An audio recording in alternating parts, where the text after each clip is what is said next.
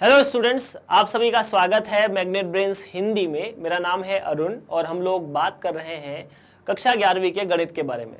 आप सभी विद्यार्थियों को ये बहुत पहले से पता है और जिन्हें नहीं पता है उन्हें मैं पहली बार बता देता हूँ, जो पहली बार इस लेक्चर को देख रहे हैं, कि मैग्नेट ब्रेन्स आप सभी बच्चों को, सभी स्टूडेंट्स को जो कुछ भी यहाँ पढ़ाता है वो पूरी तरह से मुफ्त है। इसके लिए आपको किसी भी व्यक्ति को कोई चार्ज देने की आवश्यकता नहीं है, कोई पैसे देने की आवश्यकता नहीं है। आप सिर्फ पढ़िए और आगे बढ़ते रहिए। यहाँ पर आपको पूरा क्वालिटी कंटेंट, मतलब आपके प्रश्नावली का एक एक प्रश्न आपको हल कराया जाएगा। चलिए, तो आज शुरुआत करेंगे क्रमचय और संचय अध्याय की प्रश्नावली 7.3 की।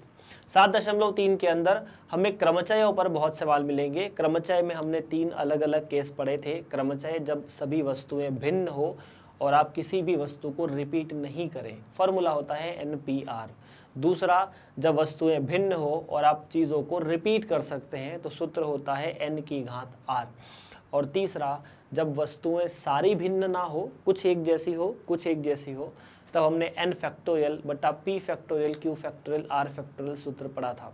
चलिए, तो इस पर हम लोग प्रश्नों के बारे में बात करेंगे। पहला सवाल 7.3 प्रश्नावली का, 1 से लेके 9 तक के अंकों का प्रयोग करके कितनी 3 अंकीय संख्याएं बन सकती है यदि किसी भी अंक को दोहराया नहीं गया है। तो अगर किसी भी अंक को दोहराया नहीं गया है तो देखो, एक तो मेथड हो सकती है गणना का जो मूलभूत सिद्धांत है उसकी मदद से। सिंपल सा है कि आपके पास 1 से लेके 9 तक की संख्याएं हैं, 1 2 3 4 5 6, उसके बाद 7 8 और 9।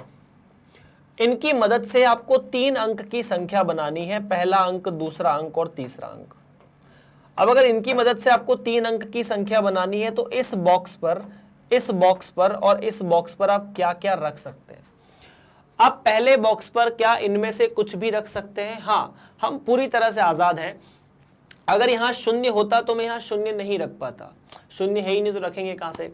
तो 1 से लेकर 9 तक में पहले बॉक्स को भरने के कुल 9 तरीके हमारे पास हैं, ठीक है। उसके बाद दूसरे 3 अंक की संख्या बनानी, इसलिए 3 बॉक्स। दूसरे बॉक्स को भरने के लिए अब जो अंक यहां आ जाएगा वो यहां नहीं आ सकता, तो बच गए कुल 8 ऑप्शंस। 8 यहां पे रख सकते हैं। तीसरा, जो यहां आ चुका वो यहां पर भी नहीं आएगा, यहां पर भी नहीं आएगा, तो बच गए टोटल 7। तो आपका जवाब होना चाहिए 9 गुणा 8 गुणा 7। यही आपका जवाब है, ठीक है। तो 9 8 72 गुणा 7, तो 7 दूनी 14, 7 7 49, तो 504, ठीक है। अब दूसरा तरीका क्या है? दूसरा तरीका यह कि हमारे पास 9 भिन्न चीजें हैं, n का मान 9। इन 9 में से हमें किन्हीं भी 3 को जमाना है, यह दूसरा तरीका है। 9 में से किन्हीं भी 3 को जमाना है तो मैं सूत्र का प्रयोग कर लूंगा NPR, क्योंकि यहां पर आपको पुनरावृत्ति की अनुमति नहीं है। चूंकि पुनरावृत्ति की अनुमति नहीं है तो आप NPR सूत्र का प्रयोग कर सकते हैं। क्रमचय का मतलब तो यही है, क्रमचय का मतलब आप क्रम में जमा दीजिए, जमाएंगे तो कुछ ना कुछ विशेष क्रम में चीजें आपको मिल जाएगी। तो इसका सूत्र होता है n फैक्टोरियल बटा n माइनस r फैक्टोरियल। तो ये हो जाएगा 9p3, तो 9 फैक्टोरियल और 9 माइनस 3 फैक्टोरियल। तो यहां से मिला 9 फैक्टोरियल और ये 6 फैक्टोरियल। इसको निकालने का तरीका, 9p3 को निकालने का तरीका मैंने वैसे ही बताया था। इतना करने के बाद 9 के बाद 3 संख्याएं 9 के सहित लिख दो। 9 के बाद मतलब 9 के बाद 8 और 7, तो 9 गुणा 8 गुणा 7। या फिर यहां से भी समझ सकते हो कि 9 के बाद 8 7 आएगा, फिर 6 5 4 3 2 1, नीचे वाले 6 5 4 3 2 1 से कट जाएगा। 6 फैक्टोरियल का मतलब 6 और 6 के बाद जितनी भी प्राकृत संख्याएं सभी का गुणा। 9 फैक्टोरियल का मतलब 9, ये फैक्टोरियल बोलते हैं इनको ना, 9 और 9 के बाद जितनी भी प्राकृत संख्या है उन सभी का गुणा। आपके स्कूल में हो सकता है आपके जो सर हो, मैडम हो, वो फैक्टोरियल को ऐसे भी लिखते हो। ये भी तरीका सही है, ये भी तरीका सही है, दोनों फैक्टोरियल ही शो करते हैं। चलिए आगे बात करेंगे। 3 फैक्टोरियल मतलब 6। दूसरा प्रश्न, किसी भी अंक को दोहराए बिना कितनी 4 अंकीय संख्याएं होती है? तो आपसे यह पूछा है कि 4 अंक की टोटल संख्याएं कितनी होती है। तो आप किसी भी अंक की संख्या बनाइए, आप इन संख्याओं की मदद से ही संख्या बना सकते हैं।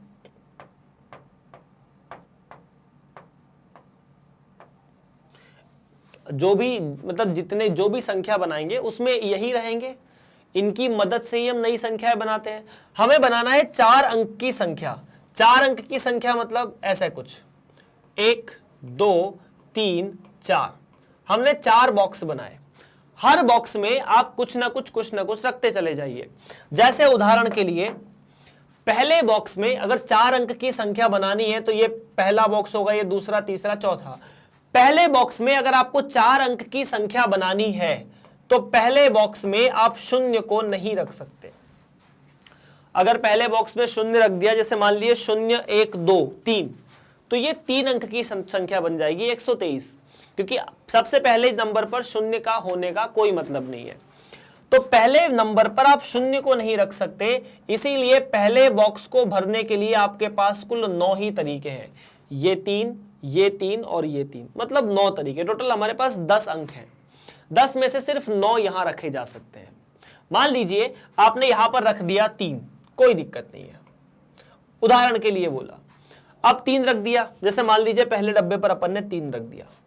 अब ये जो 3 है ये दूसरे डिब्बे पर जाने को बिल्कुल तैयार नहीं है, क्योंकि हमें पुनरावृत्ति करनी नहीं है, अंकों को दोहराए बिना, मतलब एक भी अंक को एक से ज्यादा बार नहीं लिखना है, तो हमें पुनरावृत्ति करनी नहीं है। तो मैंने दूसरे जो जगह है उसको भरने के लिए मैं 3 को नहीं ले सकता, जो जिस 3 को यहां रखा है। आप 4 को रखोगे तो 4 को नहीं ले सकते, लेकिन 0 को अभी ले सकता हूं। इस पोजीशन पर 0 आ सकता है, क्योंकि अगर 3 के बाद 0 आता है तो संख्या 3 अंक की या 4 अंक की बनाई जा सकती है। तो मैं दूसरी जगह पर 0 को रख सकता हूं। मतलब फिर भी अगर 3 नहीं है तो 3 की जगह 0 है, तो दूसरे बॉक्स को भरने के भी 9 तरीके हैं। तीसरे बॉक्स को देखिए, टोटल अपने पास 10 अंक थे, ये और ये 2 जगह भर चुकी है, तो 10 में से बच गए 8, तो 8, और फिर 8 में से बच गए 7। तो आपका जो आंसर होना चाहिए वो होना चाहिए कि आप 9 में से 9 का, 8 का और 7 का गुणा कीजिए, बस इतना सा। ठीक है, तो 9 गुणा 9 8 72 गुणा 7, 7 दूनी 14, 7 7 49, 9 चौक 36 और 45। तो इस तरह से आपका ये जवाब होता हुआ। इतने कुल तरीके हैं जिसकी मदद से आप 4 अंक की संख्या बना सकते हैं अंकों को दोहराए बिना। सर क्या मैं यहां पर एनपीआर का सूत्र अप्लाई कर सकता हूं? देखिए, एनपीआर का सूत्र क्या यहां पर अप्लाई किया जा सकता है, ये एक बढ़िया सवाल हो सकता है। मतलब किसी के दिमाग में ऐसा आया होगा कि सर आपने वहां किया था, यहां क्यों नहीं किया? यहां तो आपने गणना के सिद्धांतों से हल किया है, इससे भी तो कर सकते थे, लेकिन पहली जगह पर जो प्रॉब्लम आ रही है उसकी वजह से हम वो चीज नहीं कर पा रहे हैं। आप यहां बोल सकते थे कि जैसे मान लीजिए आपने लिख देते कि 10 में से आपको कोई भी 4 अंक लेकर जमाना है, तो ये गलत होता। क्यों? क्योंकि उस केस में आपने पहले वाले केस को कंसीडर नहीं किया। पहले वाली जगह पर आपके पास सब कुछ नहीं है, पहले वाली जो जगह है यहां पर आप 0 नहीं रख सकते हैं। ये पता है हम कब लगाते हैं? जब हमारे पास कोई परेशानी नहीं होती, चीजों को रिपीट नहीं कराना है, लेकिन ऐसा भी नहीं है कि यहां पर इसको नहीं रख सकते, वहां उसको नहीं रख सकते। ये सूत्र हम लगा सकते थे अगर पहली जगह पर हम 0 को भी रख देते। 0 को रख नहीं सकते, इसीलिए इस सूत्र को नहीं लगा सकते। इसीलिए हम गणना के मूलभूत सिद्धांत से यहां पर घूम रहे हैं कि पहले पर हमने 0 को नहीं रखा, उसके बाद हम 0 को रखे नहीं रखे। अगर यहां 0 नहीं होता, 1 होता, मान लो कि 1 से लेकर 9 तक की संख्याओं का प्रयोग करके कितनी 4 अंक की संख्याएं बनाई जा सकती है, तब मैं पहली पोजीशन पर 0 का टेंशन तो होता नहीं, तब इस सूत्र को लगा सकता था एंड 9p4 हो जाता वो, क्योंकि 0 नहीं होता तो 9 संख्याएं बचती। चलिए, अंक 1 2 3 4 6 7 को प्रयुक्त करने से कितनी 3 अंकीय सम संख्याएं बनाई जा सकती है यदि कोई भी अंक दोहराया नहीं गया है? तो यहां पर फिर आप एनपीआर सूत्र नहीं लगा सकते। क्यों? क्योंकि यहां पर आपको सम संख्या बनानी है, मतलब आखिरी वाला जो बॉक्स रहेगा 3 अंकीय संख्या का, उसमें हम कुछ शब्द, कुछ अंक रख सकते हैं, कुछ नहीं रख सकते हैं। 2 रख सकते हो, 4 रख सकते हो, 6 रख सकते हो, लेकिन वहां पर 1, 3 और 7 नहीं रख सकते। इसीलिए वहां पर NPR का सूत्र हम नहीं लगा सकते। कोई बात नहीं, आपको दोहराना किसी को है नहीं, 3 अंक की संख्या बनानी है, ठीक है। तो मतलब ऐसे लिख देना जो आपके उत्तर शीट में कि चूंकि अंतिम अंक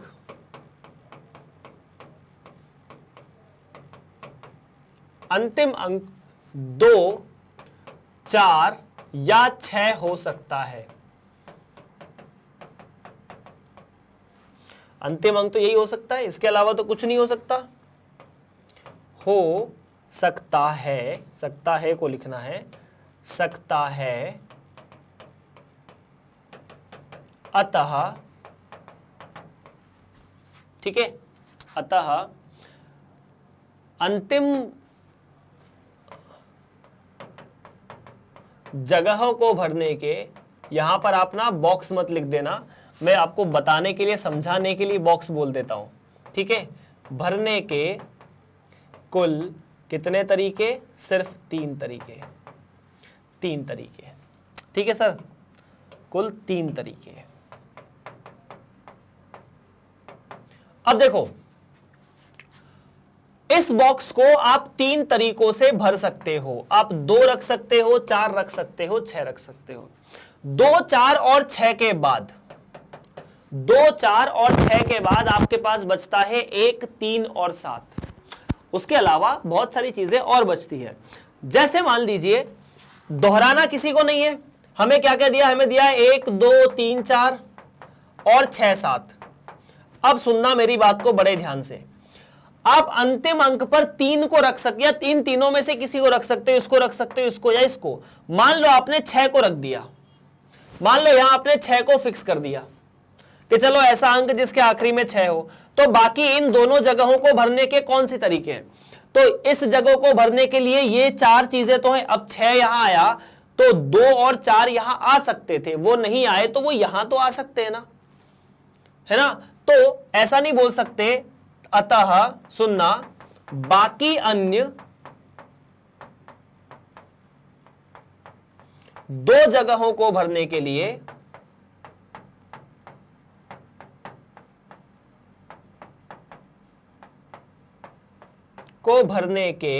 कितने तरीके? इस जगहों को 5 तरीके। और अगर देखो 1, 2, 3, 4 और 5, क्योंकि 7 कहीं भी रख सकते हैं, 6 यहां आ चुका है, ये नहीं रखाएगा। भरने के 5 एवं 4 तरीके। 5 एवं 4 क्यों? क्योंकि इस बॉक्स को आप 5 किन्हीं भी अंकों से भर सकते हो। मान लो आपने 1 लिख दिया, तो इसको भरने के अपने पास कुल 4 तरीके। इसे पहले भरोगे तो इसको भरने के 4 तरीके, इसको 5 तरीके, आखिरी वाले को तो भरने के 3 तरीके हैं। तो मैं लिख सकता हूं, अतः कुल विन्यास कितने, कुल शब्द कह दो, या अतः 3 अंकीय संख्याएं कितनी होगी? 3 अंकीय संख्याएं, और संख्याओं की संख्या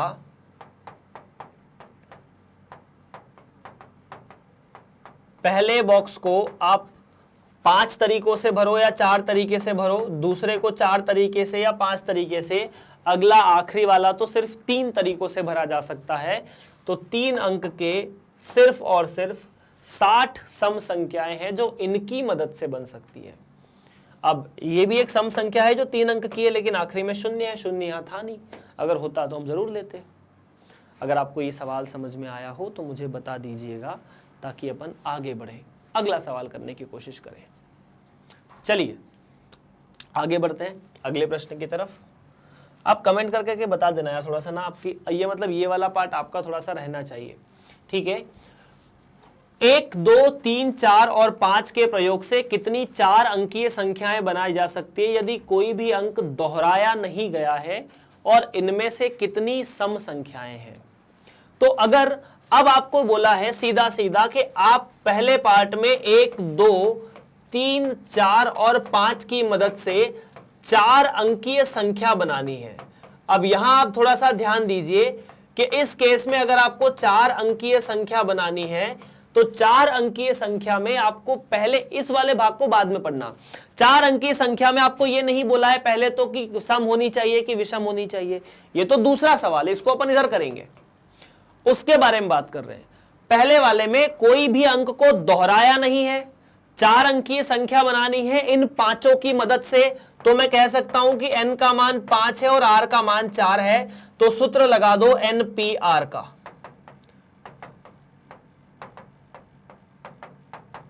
पांच फैक्टोरियल बटा 5 माइनस 4 फैक्टोरियल, तो ये तो मिला 5 फैक्टोरियल बटा 1 फैक्टोरियल। 5 factorial 120, 1 factorial 1। दूसरा तरीका क्या हो सकता है इसी सवाल को हल करने का कि सर हम 5 डिब्बे बना सकते हैं ऐसे, 1 2 3 4 और 5 ऐसे कुछ।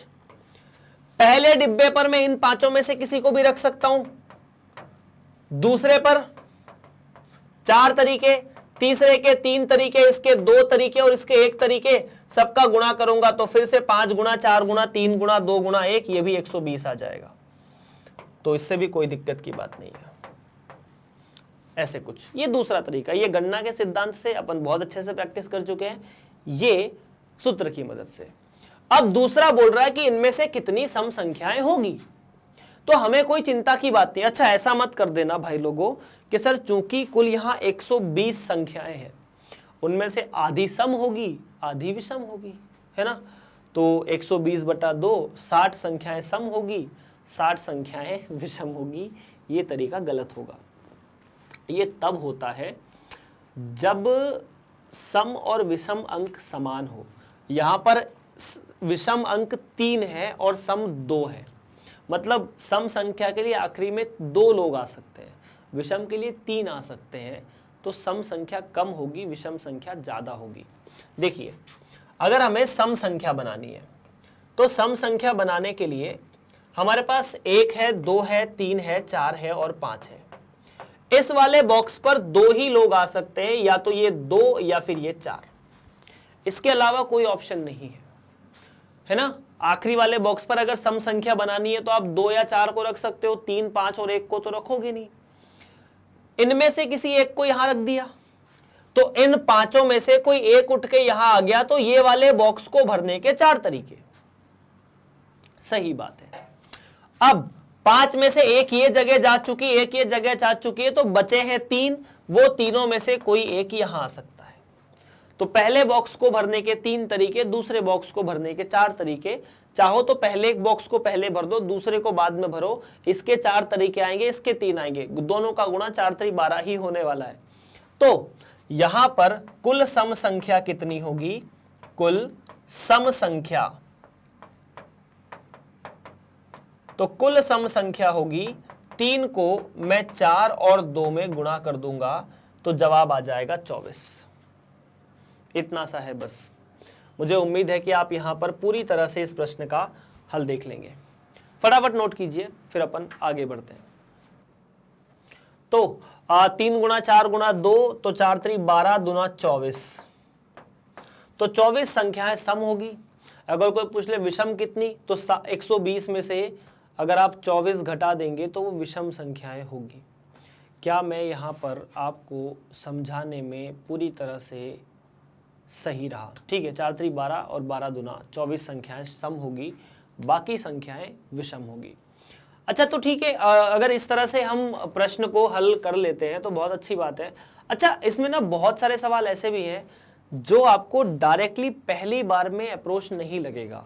क्रमचय संचय में अप्रोच बहुत ज़्यादा ज़रूरी है।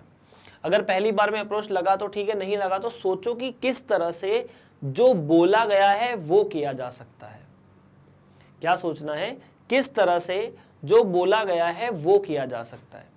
उसके अलावा तो खैर बाकी बहुत सारे ऑप्शंस हैं, किस तरह से आप सवाल कर सकते हैं, क्या तरीका होगा क्या नहीं होगा, इतना सा। अच्छा पर यहाँ थोड़ी सी समस्या शायद नहीं, ठीक है चलो कोई दिक्कत नहीं है। चलिए तो यहाँ पर ये ना 1 अंक वाला ये नहीं आएगा क्योंकि अपन को 4 अंक की संख्या बनानी थी, तो ये वाली चीज़ यहाँ मिसिंग है। अपन को 4 अंक की संख्या बनानी थी। अच्छा तो 4 अंक की बनानी तो फिर यहाँ भी कुछ आना चाहिए। अगर हमें 4 अंक की संख्या बनानी थी तो इसमें आपको 1 अंक ये वाला भी फिर से लेना पड़ेगा। हाँ लेना तो पड़ेगा। बिल्कुल सही है, थोड़ा सा मिस्टेक हुई है। मिस्टेक ये हुई है कि हमें 4 अंक की बनानी, मैंने 3 अंक की बना दी थी। तो देखो यहां आपने कोई भी 2 संख्या रख दी जो सम है 2 और 4, उसके यहां रखने के बाद मान लीजिए आपने ये रख दिया, तो बच गए आपके पास 4 जगह हैं। इसको 4 तरीके से भरा, इसको 3 तरीके से, और ये बॉक्स आप 2 तरीके से भर सकते हैं। ठीक है, तो आपको एक 2 का गुणा और करना पड़ेगा, तो ये 48 हो जाएगा। तो 48 संख्याएं सम होगी, 24 नहीं। बस इतनी सी बात है। चले सर आगे बढ़ते हैं अगले सवाल की तरफ। और अगला सवाल हमें क्या कहता है? अगला सवाल कहता है कि 8 व्यक्तियों की समिति में हम कितने प्रकार से एक अध्यक्ष और एक उपाध्यक्ष चुन सकते हैं, यह मानते हुए कि एक व्यक्ति एक से अधिक पद पर नहीं रह सकता है। तो देखो कुछ सिंपल सी बात है, बहुत सिंपल। ये 8 व्यक्ति है ABCD, है ना? कौन है? ABCD नाम के 8 व्यक्ति है, ABCD, और उसके बाद EFGHIGH। आपको एक चुनना है अध्यक्ष, ठीक है, साथ ही साथ एक चुनना है उपाध्यक्ष। मेरी बात ध्यान से सुनो, यहां और शब्द का प्रयोग किया गया है। और का मतलब है आपको अध्यक्ष भी चुनना है, आपको उपाध्यक्ष भी चुनना है। यह मानना है कि जो अध्यक्ष है वो उपाध्यक्ष नहीं बन सकता, जो उपाध्यक्ष है वो अध्यक्ष नहीं बन सकता। मतलब ऐसा नहीं कि एक ही व्यक्ति को अध्यक्ष और एक ही व्यक्ति को उपाध्यक्ष बना दिया। तो देखिए ये अध्यक्ष जी है, ठीक है, और ये उपाध्यक्ष है। अब मेरी बात को ध्यान से सुनना, क्या यह प्रश्न ऐसा नहीं है कि 8 अंकों को 2 जगहों पर जमाना है जिनमें एक भी चीज रिपीट नहीं होनी चाहिए? मतलब जो अध्यक्ष है वो उपाध्यक्ष नहीं है, जो उपाध्यक्ष है वो अध्यक्ष नहीं है। तो बस सवाल का अंत तुरंत, इस जगह पर आप इन 8 में से किसी को भी अध्यक्ष बना सकते हो, ठीक है। तो अध्यक्ष बनाने के 8 तरीके, बात तो सही है। अब अध्यक्ष बनाने के 8 तरीके, जो व्यक्ति अध्यक्ष बन चुका है, मान लो C अध्यक्ष बन गया, तो वो उपाध्यक्ष नहीं बन सकता। तो उपाध्यक्ष बनाने के लिए बचे कितने लोग? 7। तो अध्यक्ष बनाने के 8 तरीके, उपाध्यक्ष बनाने के 7 तरीके, टोटल तरीके 56। और ये आपका सही जवाब है इस प्रश्न में। कोई समस्या नहीं होनी चाहिए मेरे हिसाब से। चलिए फिर आगे बढ़ते हैं अगले प्रश्न की तरफ। यदि n-1p3 अनुपात n- या np4 बराबर 1:9 हो तो n का मान ज्ञात कीजिए। हम सूत्र की मदद से करेंगे, और सूत्र हम पहले लिख लेते हैं कि npr का मतलब क्या होता है। npr का मतलब होता है n फैक्टोरियल बटा n - r फैक्टोरियल। तो अगर मैं यहां पर लिखता हूं n-1 p3 बराबर, या अनुपात है ना, अनुपात का मतलब आपको भाग देना होता है, तो np4 बराबर 1:9। तो इन थोड़ा इधर उधर गुणा कर देते हैं, अनुपात नहीं लिखना पड़ेगा।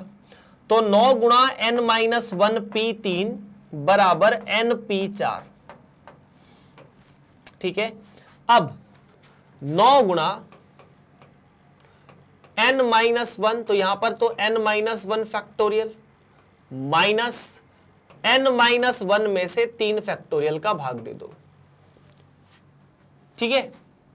n-1 factorial minus n-1 minus 3 factorial, क्योंकि r का मान 3 है। और यहां पर भी ऐसा ही होना चाहिए, यहां पर n फैक्टोरियल और यहां पर n-4 फैक्टोरियल। अब सवाल की सरलता से आपको ज्यादा कैलकुलेशन नहीं करना पड़ेगा। क्यों कैलकुलेशन नहीं करना पड़ेगा? क्योंकि ये तो हुआ 9, ये n-1 फैक्टोरियल, ठीक है, और ये हो गया n-1 माइनस 3 बराबर n-4, और ये n गुणा n-1 फैक्टोरियल। मेरी बात को बड़े ध्यान से सुनो। अगर आपको कोई बात समझ में नहीं आती है तो आप कमेंट कर सकते हैं, आपकी कमेंट का जवाब दे दिया जाएगा।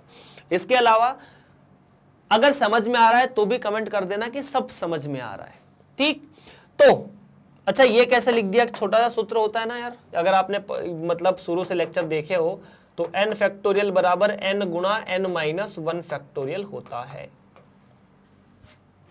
तो n-1 से n-1 गया, n-4 से n-4 गया, सिर्फ बचा 9 बराबर n, और यही आपका सही जवाब है, इसके अलावा कुछ नहीं। मतलब यहां हमें ज्यादा कैलकुलेशन नहीं करने पड़े, इसके उदाहरण में हमें ज्यादा कैलकुलेशन करने पड़े थे। खैर बहुत अच्छी बात है, ऐसे ही छोटे छोटे सवाल होने चाहिए, नंबर ज्यादा जल्दी मिल जाते हैं परीक्षा में और मजा भी आता है ना। ठीक है, पर इस सवाल को हल करके देखो। 5PR बराबर 2 गुणा 6PR-1, यहां पर आपको R का मान निकालना है, और जब n का मान निकालना होता तो सरल होता है, R का मान निकालने में थोड़ा आदमी कैलकुलेशन में उलझ जाता है। 5PR बराबर 2 गुणा 6PR-1। अब जिन जिन सूत्रों की मदद पड़ने वाली हो, सूत्र में आपको पहले लिख देता हूं किन किन की जरूरत यहां पड़ने वाली है। तो सूत्र पहला है NPR बराबर n फैक्टोरियल और n-r फैक्टोरियल। दूसरा लगेगा n फैक्टोरियल जो होता है वो n गुणा n-1 फैक्टोरियल हो जाता है। इन दोनों की जरूरत लगेगी, है ना। ये दूसरा है, ये पहला सूत्र है। अब सबसे पहले वहां अप्लाई करते हैं पहला सूत्र, तो क्या मिलेगा, 5 फैक्टोरियल बटा 5-r फैक्टोरियल बराबर 2 गुणा 6 फैक्टोरियल और 6-r-1 फैक्टोरियल। ठीक है क्या, बिल्कुल ठीक है। तो देखो ये तो बनेगा 5 फैक्टोरियल और यहां पर 5-r फैक्टोरियल, ये 2 6 फैक्टोरियल का मतलब 6 गुणा 5 फैक्टोरियल, है ना। सूत्र ये लगा दिया तुरंत दूसरा वाला, और यहां पर ये हो जाएगा 7-r फैक्टोरियल। ऐसा क्यों सर, ऐसा इसलिए कि ये -1 माइनस चिन्ह के साथ प्लस हो जाएगा। अब 5 फैक्टोरियल से 5 फैक्टोरियल गया, 6 दूनी हो गए 12। ठीक है, आपके सामने प्रश्न कुछ इस तरह से बचा है, 1 बटा 5-r फैक्टोरियल बराबर 12 बटा 7-r फैक्टोरियल। ठीक है, तो इसे यहां भेज सकते हैं, 7-r फैक्टोरियल 12 गुणा 5-r फैक्टोरियल। अब 7-r फैक्टोरियल मतलब सबसे पहले इसको अपन इस सूत्र का अप्लाई करते हैं, यहां पर ये वाले सूत्र का, तो 7-r-1 लिखेंगे, ये लिखेंगे ना, इसे ऐसा लिखेंगे, कैसा, 7-r गुणा 7-r-1 फैक्टोरियल बराबर 12 गुणा 5-r फैक्टोरियल। तो ये तो 7-r हुआ, और ये हो जाएगा 7 में से 1 गया तो 6-r फैक्टोरियल बराबर 12 गुणा 5-r फैक्टोरियल। 6-r फैक्टोरियल को फिर से ऐसे लिखेंगे एक बार और, जो अपन ने अभी किया है, तो ये हो जाएगा 6-r गुणा 5-r फैक्टोरियल। एक और कम करोगे तो 6 में से ही जाएगा, जो जाएगा वो r में से तो कुछ जाएगा नहीं, r का तो मान पता ही नहीं है, तो 6 में से 1 कम होगा तो 5, तो 5-r फैक्टोरियल 5-r से गए। यहां पर आपके सामने जो सवाल बचा है वो बचा है 7r या 7-r, 6-r बराबर 12, गुणा करोगे तो 7-6 42 माइनस 7-6 13r प्लस r का वर्ग बराबर 12, या फिर r का वर्ग माइनस 13r प्लस 30 बराबर 0। तो 13r के टुकड़े कर सकते हैं 3, क्या मिलेगा, r का वर्ग minus 10r minus 3r plus 30 बराबर 0, और यहां से अगर r बाहर निकाला तो r माइनस 10, और अगर वहां से 3 बाहर निकाला तो भी r माइनस 10। चाहो तो ट्राई करके देखो यार, ये तो द्विघात बहुपद है, r माइनस 10 और यहां से 3 निकाला तो भी r माइनस 10 बराबर 0। तो यहां से आपको r माइनस 3 और r बराबर r माइनस 10 बराबर 0 मिला। जवाब में आपको 2 आर के मान मिल रहे हैं, आर बराबर 3 और आर बराबर 10। चूंकि हम जानते हैं कि NPR जब हम लोग लिखते हैं, ये सूत्र लिखते हैं, तो यहां पर R N से छोटा होना चाहिए या उसके बराबर होना चाहिए। अगर मैं R का मान 10 लेता हूं तो वो यहां गलत हो जाएगा। ये जो R है ना, जो भी लिखा जाता है, समझ लो एक बार फिर से, ये जो R लिखा है ये इस N से या तो छोटा होना चाहिए या उसके बराबर होना चाहिए। R कभी N से बड़ा नहीं हो सकता। मतलब जो ऊपर लिखा है वो बड़ा है, नीचे लिखा छोटा होना चाहिए। ऊपर 5 लिखा है तो क्या नीचे 10 लिख सकते हैं? नहीं लिख सकते। बस इसमें भले वो चीज सही हो नहीं हो पता नहीं। 3 को भी चेक कर लो, यहां 3 लिखूंगा चलेगा, यहां 3 लिखूंगा तो R-1 का मतलब हो जाएगा 2, तो 6 सी 2 ये भी चलेगा। मतलब यहां R बराबर 3 हमारा सही जवाब होगा, R बराबर 10 नहीं होगा। अगर कोई समस्या आती है, परेशानी आती है तो आप कमेंट करते रहा करो ताकि पता चलता रहे, मतलब बिना घबराए पर कमेंट कर दिया करो। चलें आगे, दूसरे सवाल की तरफ बढ़ते हैं। दूसरा सवाल क्या कह रहा है? दूसरा सवाल कह रहा है कि 5PR, दूसरा सवाल हमें कह रहा है कि 5PR अगर आप लिखने की कोशिश करेंगे तो वो 6PR-1 के बराबर होना चाहिए। सूत्र वही है, 5 फैक्टोरियल 5 माइनस R फैक्टोरियल बराबर 6 फैक्टोरियल, ठीक है, और 6 माइनस R-1 फैक्टोरियल। इसमें से इसे घटाना होता है हर में। तो ये तो 5 फैक्टोरियल है, ठीक है, और ये 5 माइनस R फैक्टोरियल है, ये भी ठीक है, बराबर ये 6 फैक्टोरियल और ये 6 प्लस 1 ये 7 माइनस R फैक्टोरियल हो जाएगा। फिर वही करना है, क्या करना है? ये हो जाएगा 5 फैक्टोरियल बटा 5 माइनस R फैक्टोरियल, 6 फैक्टोरियल 6 गुणा 5 फैक्टोरियल, और उसके बाद 7 माइनस R मतलब 7 माइनस R फैक्टोरियल। और इसका अगर वही जो हम अभी तक करते हुए आए ना, क्या करते हुए हैं, इसमें से फिर एक और कम कर दो, तो 7 माइनस R में से एक कम करोगे तो 6 माइनस R, 6 माइनस R में से एक और कम करोगे तो 5 minus R, 5 minus R factorial. अब ये 5 माइनस R, ये 5 माइनस R से कटा, 5 फैक्टोरियल से कटा, तो जो सवाल है वो बना 1 बराबर 6 बटा 7 माइनस R और 6 माइनस R। अब हल करोगे इसे यहां लाकर तो 42 माइनस 13R प्लस R को वर्ग बराबर 6, या फिर R का वर्ग माइनस 13R प्लस 42 बराबर 0।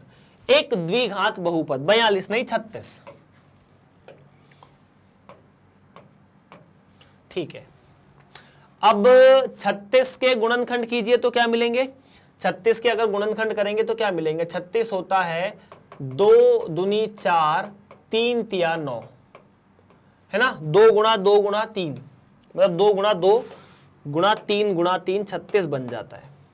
अब 36 का हमें इस तरह से उपयोग करना है कि वो हमें 13 बना दे, ठीक है, तो 9 और 4 13, ठीक है। तो यहां से भी मिला R का वर्ग minus 9R minus 4R plus 36 बराबर 0। अब आप यहां से अगर R को बाहर निकालोगे तो R माइनस 9, 4 को बाहर निकालोगे तो भी R माइनस 9, अगर आप यहां से R माइनस 9 को बाहर निकालोगे तो 4 R माइनस 4, या फिर R बराबर 9 और R बराबर 4। क्या आपको यहां R बराबर 9 फिट होता हुआ दिखता है? नहीं दिखता। यहां लिख देना कि चूंकि R सदैव n से छोटा या उसके बराबर रहता है, इसीलिए R का मान 9 नहीं हो सकता इस प्रश्न में, क्योंकि n का मान 5 और 6 है। अगर n का मान 5 6 है तो R कभी 9 हो ही नहीं सकता।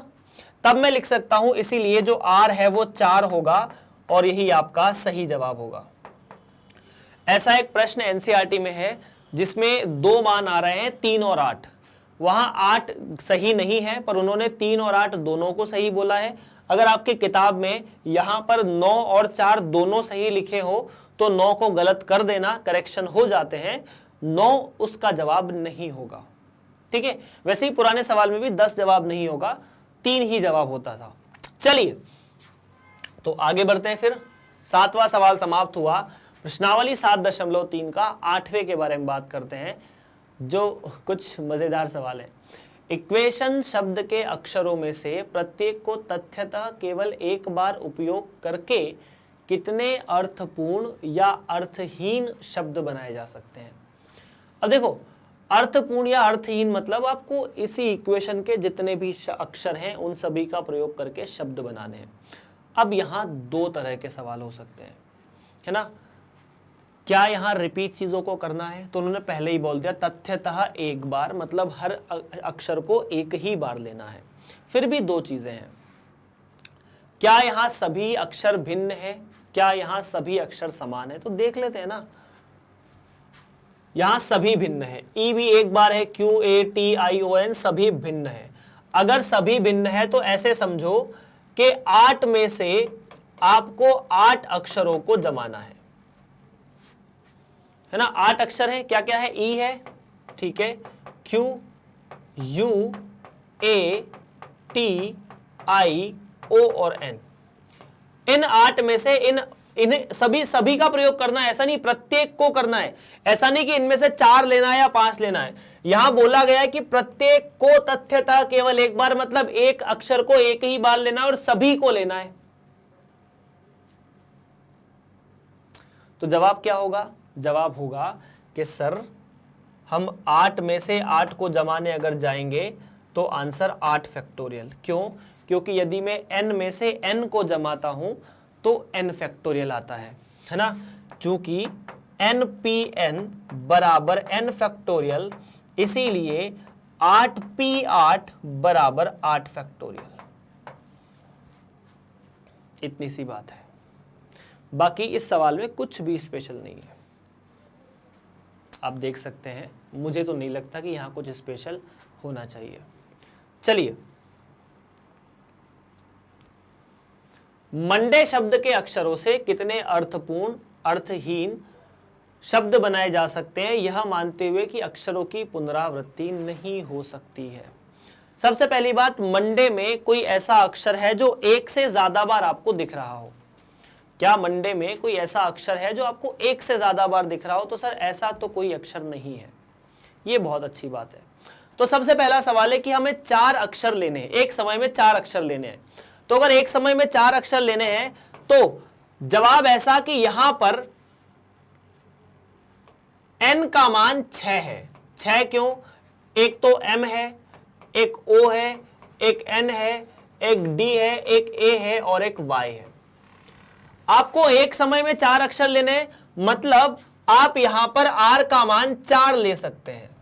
तो टोटल शब्द कितने बनाए जा सकते हैं, तो इस केस में कुल शब्द, कुल, ठीक है, कुल शब्द मतलब पहले केस में अपन कुल शब्द लिख सकते हैं। 4 शब्द, 4 अक्षरों का शब्द लिखो या मत लिखो, वो होगा 6p4, है ना। 6 में से 4 का क्रमचय करना है। क्या जवाब होगा इसका, 6 फैक्टोरियल और 6 माइनस 4 फैक्टोरियल। अब 6 फैक्टोरियल तो 6 फैक्टोरियल, 6 माइनस 4 2 फैक्टोरियल। 6 फैक्टोरियल 720 रट लो, 2 फैक्टोरियल 2, तो ये मिलाकर 360।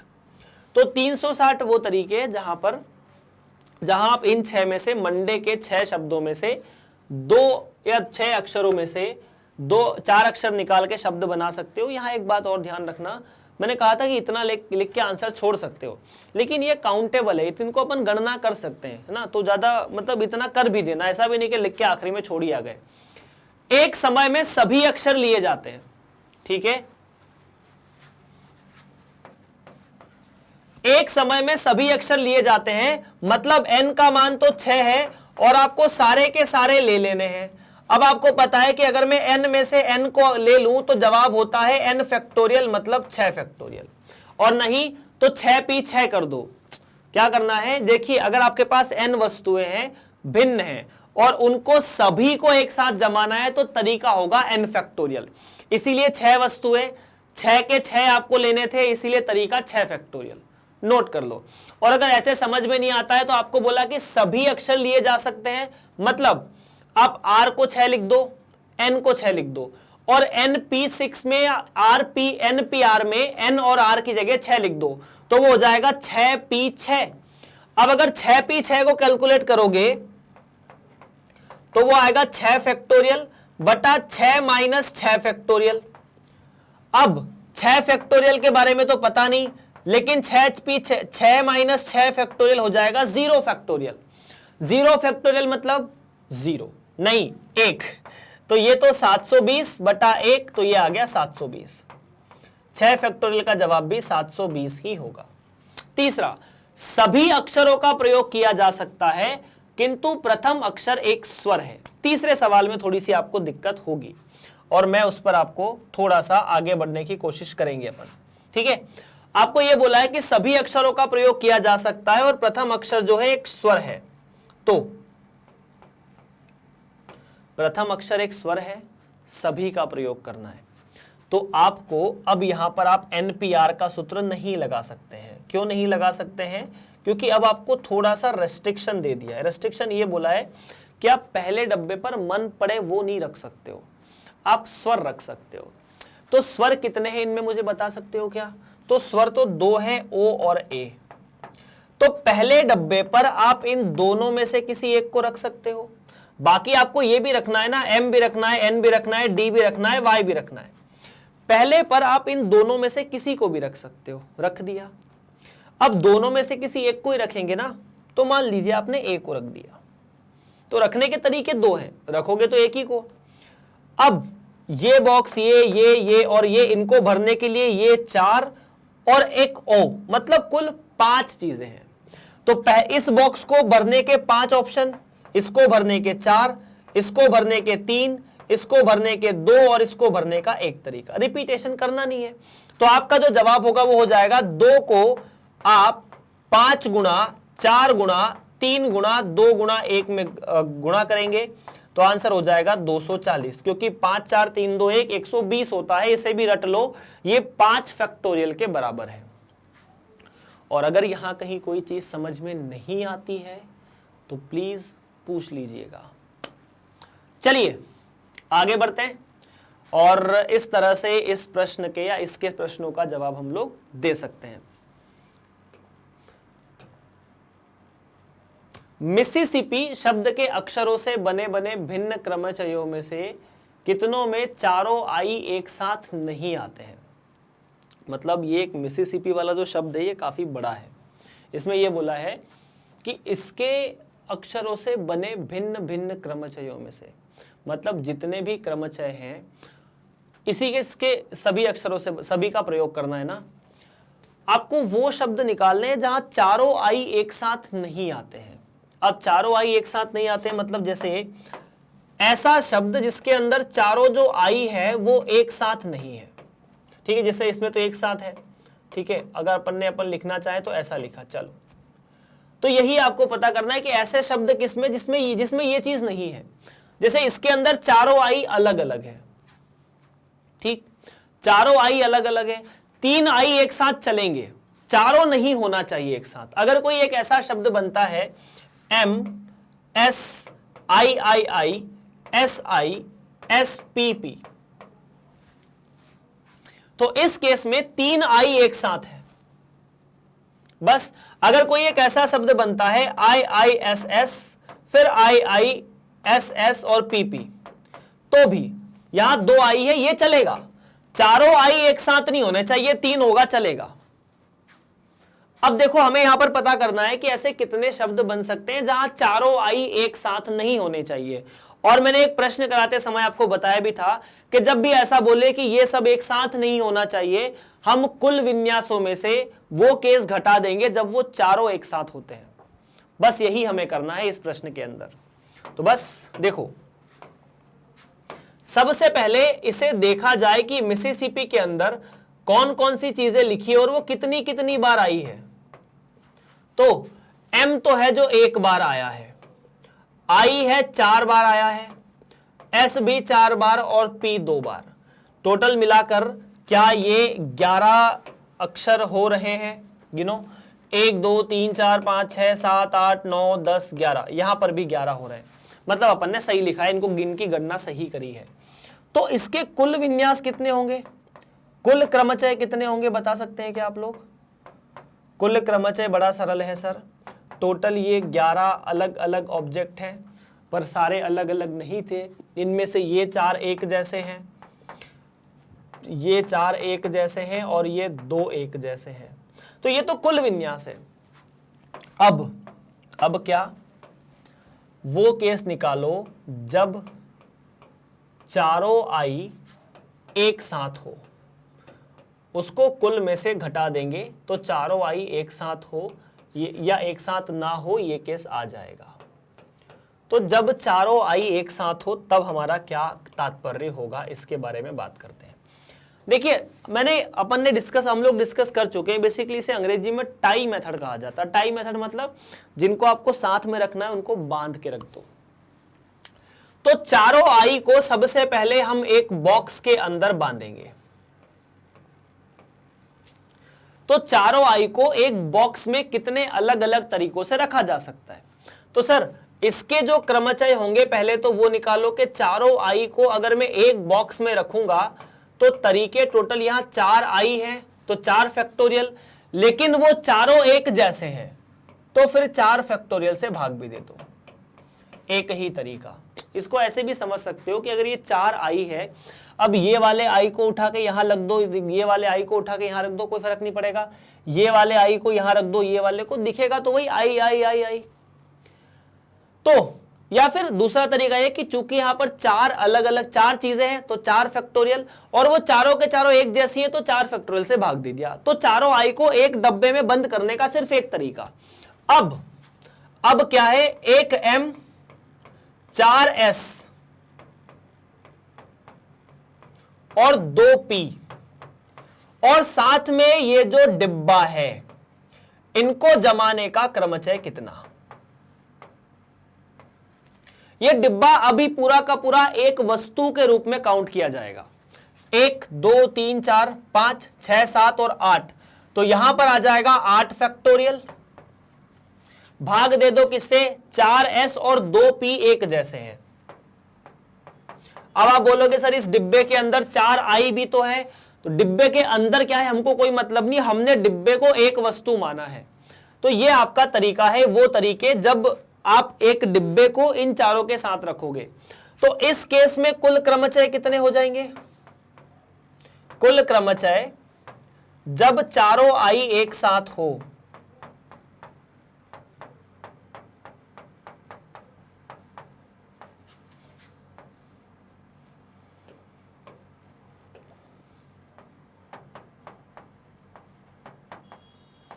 तो देखो पहला जब चारों आई डिब्बे में बंद थे, और उसको गुणा करना पड़ेगा जब डिब्बे को बाकी के साथ रखा गया है। ठीक, तो आपका जो जवाब है, जब चारों आई अलग अलग या एक साथ ना हो, अलग अलग ना हो इसको बोलेंगे एक साथ ना हो,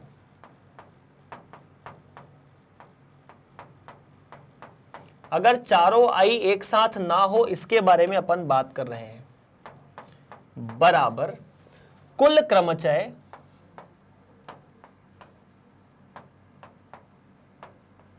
माइनस जब चारों आई साथ थे।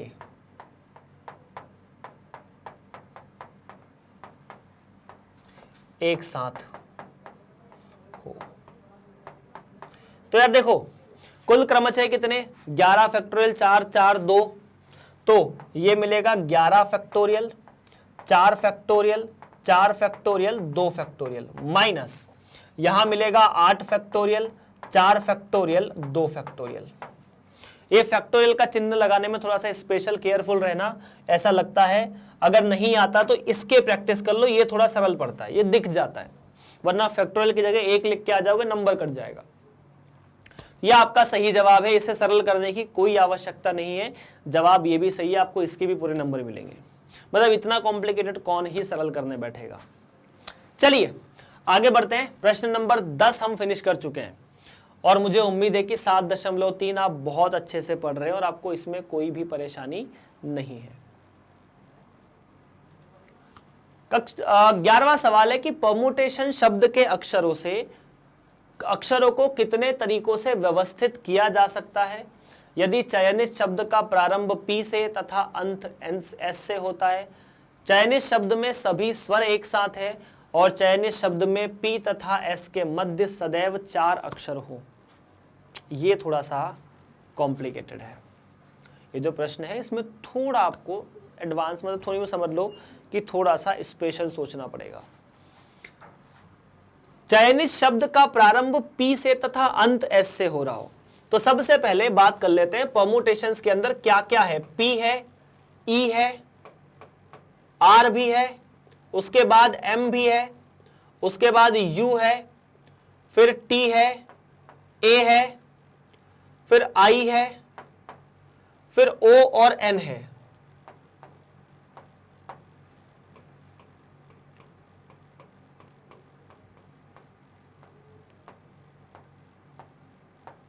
अभी देखिए P कितने हैं, 1, E कितने हैं, 1, ठीक है, R भी 1 ही है, M भी 1 है, U भी 1 है, T 2 बार है, A भी 1 बार है, I भी 1 बार है, O N और S भी 1 बार ही है।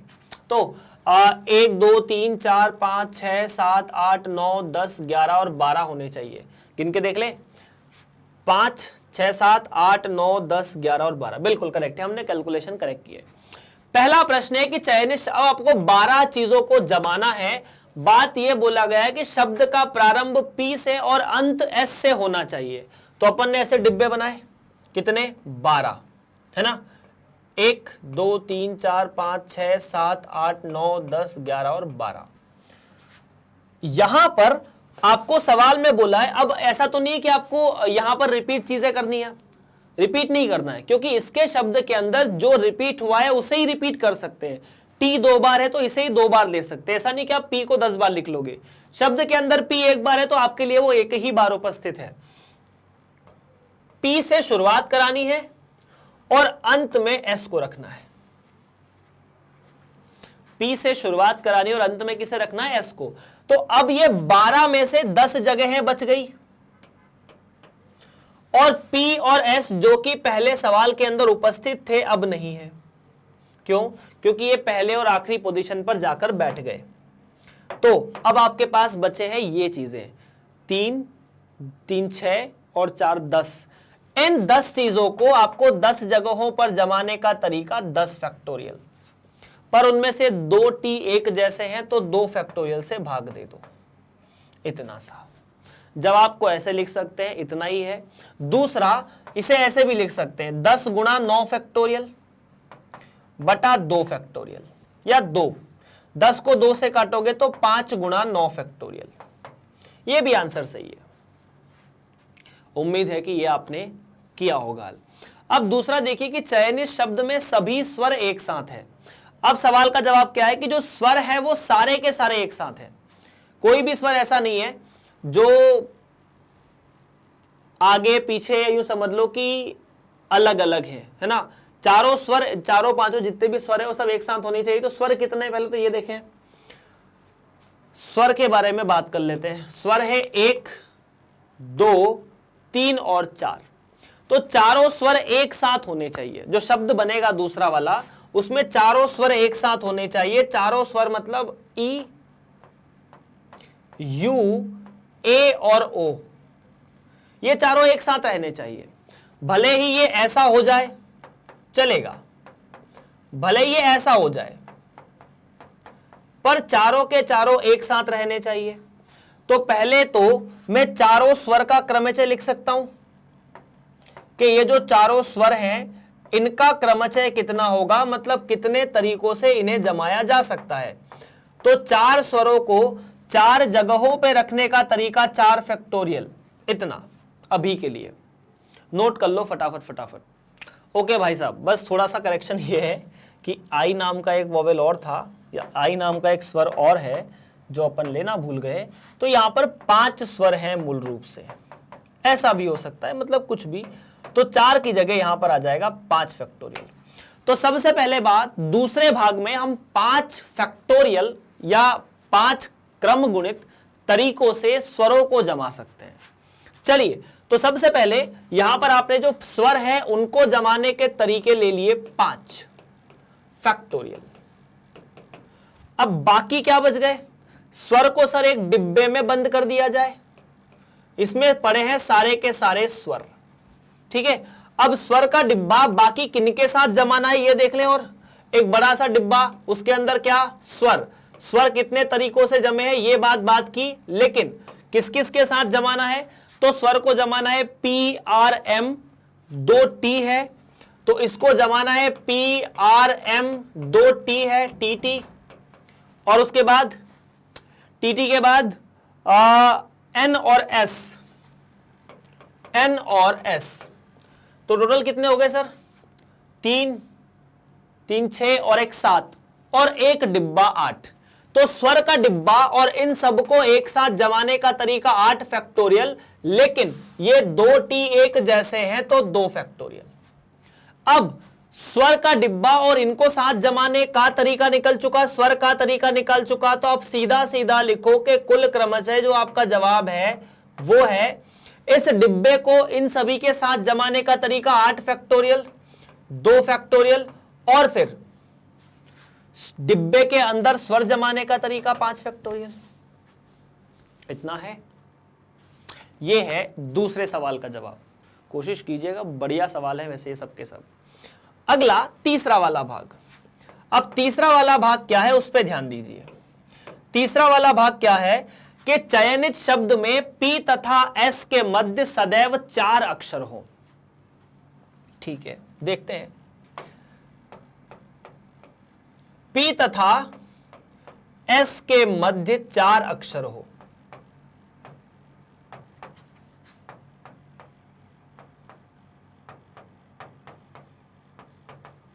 तो अपन ना बड़ा सा डब्बा बनाते हैं। पहले तो 12 डिब्बे बनाने पड़ेंगे, है ना। 1 2 3 4 5 6 7 8 9 10 11 और 12। अब 12 को जमाने आपको चाहिए P और S के मध्य 4 अक्षर होना चाहिए।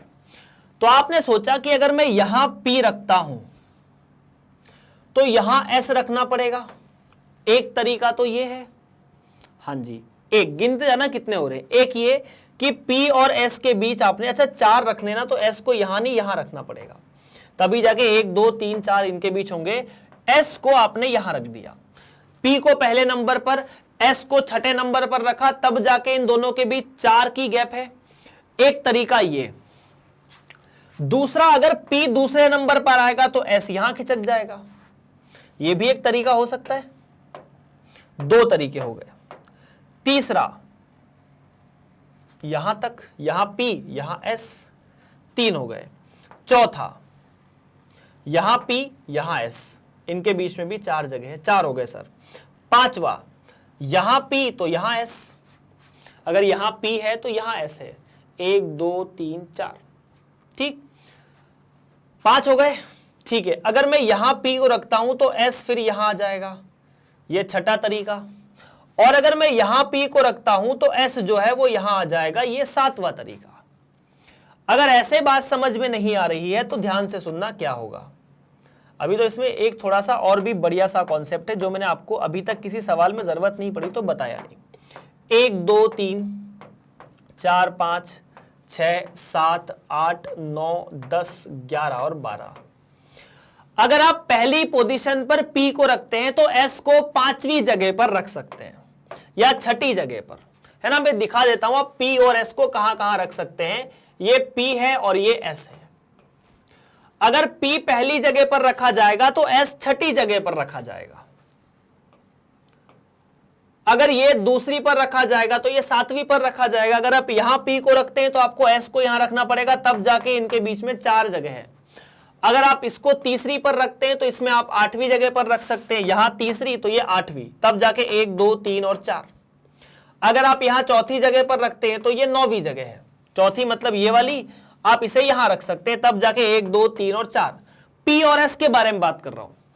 5वें पर रखेंगे तो ये 10वें पर आएगा, 9वें पर इसे छठे पर रखेंगे तो ये 11वें पर, और 7वें पर रखेंगे तो ये 12वें पर। अब 12 के उधर कुछ है ही नहीं, P को तो आप 8 पे भी रख सकते हो, 9 पे रख सकते हो, लेकिन S को 12 से उधर कैसे क्रॉस कराओगे? मतलब इतना ही कर सकते हैं अभी एक। तो मतलब कुल 7 तरीके तो ये हुए कि अगर आपने P को देख लेना ध्यान से, थोड़ा ध्यान से देखो, अगर आपने P को ऐसे रखा, उसके बीच 4 गैप छोड़ी और फिर S को रखा, तो 7 तरीके तो ये है। ठीक है, हाँ जी। अभी मेरी बात ध्यान से सुनो, आपको ये बोला है कि P और S के मध्य 4 अक्षर होने चाहिए। आपको ये किसने बोला कि पहले P आना चाहिए और बाद में S आना चाहिए? आपने पहले P को लिखा, बाद में S लिखा, मैंने लिखा मतलब। पर सोचने की बात यह कि पहले हमने P लिखा, बाद में S लिखा, जगह 4 छोड़ी। ऐसा भी तो हो सकता है कि पहले S हो, 4 जगह छूटे, बाद में P आए, तो इसके भी 7 तरीके। तो अगर मैं कहूं कि P एवं S को, P एवं S को S का क्रमचय आप कितनी तरीकों से कर सकते हैं? तो ये आप 14 तरीकों से कर सकते हैं, ताकि इन दोनों के बीच 4-4 की गैप हमेशा बनी रहे। बोलो फटाफट, आपने कितने तरीकों से इन्हें जमाया? 14 तरीकों से। 7 तरीकों में P पहले S बाद में, 7 तरीकों में S पहले P बाद में है, और 4-4 की गैप है। अब यहां इस 12 वाले पैटर्न को फिर से समझो। 1 2 3 4 5 6 7 8 9 10 11 और 12। इस केस में मान लीजिए आपने P को यहां रखा और 1 2 3 4 जगह छोड़कर S को यहां रखा। आपने कहीं ना कहीं तो रखा P और S को। ऐसे 14 केस बन चुके हैं। अब बाकी की जगह बच गई 1 2 3 4 5 6 7 8 9 और 10, है ना? ये 1 है, ये 2 है, ये 3 है, ये 4 है, ये 5 है, ये 6 7 8 9 और 10। इन 10 जगहों पर आपको किसे किसे जमाना है? इन 10 जगहों पर आपको इन सभी को जमाना है। ERMUTAION। आपको बाकी की 10 जगह पर किसे किसे जमाना है? तो जो लिखे हैं ना सारे के सारे, ये E से लेकर N तक, P और S तो अपनी जगह फिक्स कर चुके हैं। तो बाकी अक्षरों को जमाने का, बाकी अक्षरों का क्रमचय, तो सर बाकी अक्षरों का जो क्रमचय है उसमें कितने अक्षर हैं? जोड़ लें। 1 2 3 4 5 6 7 8 9 और 10। ये T 2 बार थी इसलिए उसको 2 बार टिक किया, 10 फैक्टोरियल।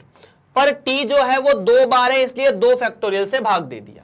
इतना चलेगा? तो देखिए P एवं S को जमाने का तरीका तो 14 और बाकी को जमाने का 10 फैक्टोरियल बटा 2 फैक्टोरियल। तो आपका जो जवाब है 2 फैक्टोरियल का मतलब 2 होता है, तो 7 गुणा 10 फैक्टोरियल, और यही आपका उत्तर है इस प्रश्न का। प्रश्न बड़ा प्यारा था। अगर कुछ समझ में नहीं आता इस अध्याय में तो आप बिंदास कमेंट कर सकते हैं, और समझ में आए तो भी बताते रहना कि सर हमें समझ में आया। अगर आप इस लेक्चर को YouTube पर देख रहे हैं तो बहुत अच्छी बात है। अगर नहीं देख रहे हैं, मतलब ऐप पर देख रहे हैं, तो भी अच्छी बात है। आप इन लेक्चर्स को मैग्नेट ब्रेन्स के ऑफिशियल चैनल पर भी देख सकते हैं, मैग्नेट ब्रेन्स के ऑफिशियल वेबसाइट पर भी देख सकते हैं, www.magnetbrains.com। यहाँ पर आपको CBSE हिंदी मीडियम मिलेगा। कक्षा 11वीं पे आप टिक कीजिएगा। जैसे ही कक्षा 11वीं पे टिक कीजिएगा आपको ऐसा लेक्चर मिलेगा। आपने इसको क्लिक किया, जैसे ही क्लिक किया आपको यहाँ बहुत सारे चैप्टर्स खुले। किसी भी एक चैप्टर पे आपने टिक किया, जिस चैप्टर पे टिक करोगे उसके वीडियोस बने बने मिल जाएंगे। किसी एक वीडियो पर टिक किया, आपको ऐसा वीडियो चलना शुरू हो जाएगा, सब कुछ प्रॉपर फॉर्मेट में। तो बस इस तरह से आप पढ़ते रहिए। अगर आप मैग्नेट ब्रेन्स पर लगातार पढ़ रहे हैं तो कक्षा 6 से लेकर 12वीं तक मैग्नेट ब्रेन्स समस्त विद्यार्थियों को पूरी तरह से मुफ्त पढ़ाता है। इसके लिए किसी भी विद्यार्थी से कोई भी चार्ज नहीं लिया जाता, ना आपको कभी कहा जाएगा पैसे देने के लिए। सब कुछ फ्री है, बस पढ़ते रहिए। सारे बोर्ड, सारी स्कूली शिक्षा ऑनलाइन आपको फ्री पढ़ाई जाएगी।